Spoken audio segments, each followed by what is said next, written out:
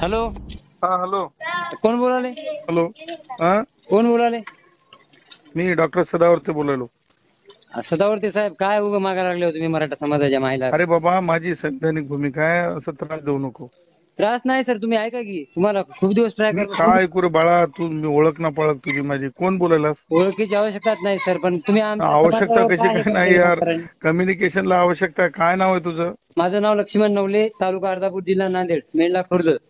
मी अरे बाबू, मी बी तर चनापूरचा शेतकरी आहे. तू हा मला मग साहेब, लांबून काला तुमच्या सांगायला? बघालो आम्ही, तुम्ही मी युट्यूबला त्या लाईव्ह देशमुखाच्या मळ्यामध्ये अनेक वेळेस जेवण खाऊन झालेलं आहे. विचार जाऊन तू हो आपल्या सर, मग आम्हाला लहानकरांना माहिती आहे तुमचं, विचार, पण तू जाऊन ऐका राहुल ना, ऐका ना सर, आपल्या प्लीज, याला ऐका एक मिनिट. सुभाषला जाऊन विचार, हो तू सर. जाऊन आपल्या या वकील साहेबाला जाऊन विचार. हो, देसाईनं काल तुमचं नाव काढलं ते अरे बरोबर आहे माझं तुमचं. रात्रंदिवसाचं खाणं त्याच्या घरामध्ये ताटाला ताट, एका ताटात जेवलेले आहेत आम्ही. हो सर, मग तुम्ही विरोध का मग करायला अरे मराठा पण तुला समाजाच्या? भूमिका तेच सांगतील, खरी भूमिका नाही, त्यांना तुम्ही सांग. काय ऐकून घे, ऐका की, ऐकून घे. ऐका वकील पाटील साहेबाला साहेब, काय सॉरी. म्हण, ऐक तर. सदावर्ते ऐक की साहेब. रे, अरे ऐक की, मी हा. काय कुठं नांदेड सोडून कुठं राहणार आहे? हो ऐकून ना, हो घे. ना, हा. तू की नाही देसाईला विचार जाऊन, बरं का, की म्हणा साहेब, म्हणा सदावर्ते साहेबांची भूमिका ही योग्य आहे की अयोग्य आहे. त्याने अयोग्य म्हणू दे, मला सांग फोन करून. ठीक आहे, ते करतो. पण आता माझा ऐकता का एक मिनिट? हा बोल.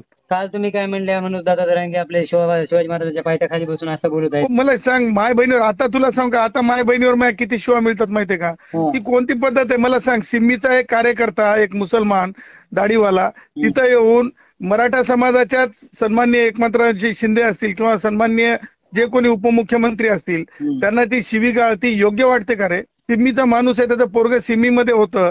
मराठा समाजाच्याच एका पत्रकारांनी, ज्येष्ठ पत्रकारांनी तिथून पाठवलेलं मला माहिती आहे.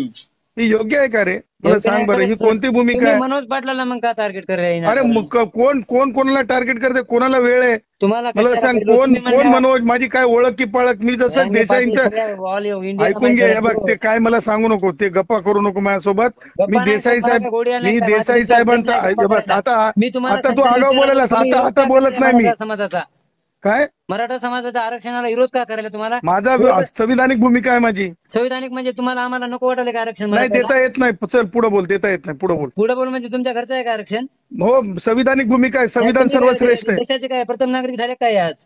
मी प्रथम नागरिक नाही, मी अभ्यासक आहे. प्रथम अभ्यासक असेल, तुझ्यापेक्षा जास्त असेल. तुम्हाला आरक्षण कुठे लिहिलेलं आहे मराठ्याला? हे पहा, आता तू जास्त बोलायला, तू पाणी कम चाय आहेस. हे तू हे बोलणं असं बोलू नका. चल ठेव. ढोराचा डॉक्टर चल रे, चाल ठेव. नाही मिळत, चल ठेव. सरळ बोल तू.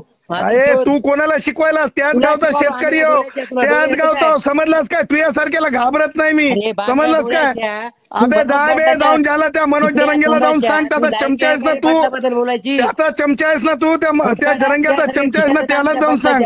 समजलं त्या जरंग्याला जाऊन सांग, तू चमचा आहेस ना त्याचा. आंधळ्या डोळ्याचा हास. हेच बोलू शकतोस, हेच बोलल्यानं आरक्षण मिळालं का सांग? चल माफी माग, चल माफी माग, चल माफी माग. नाही मिळत. पोटला बाल खानस काय? माफी माग, मागावं लागेल. पाटलाची माफी मागतो तुला. कोण? त्या जरंग्याला? ते काय शिक्षण नाही काय? देसाई साहेबाला तरी जाऊन सांगे. तुला काय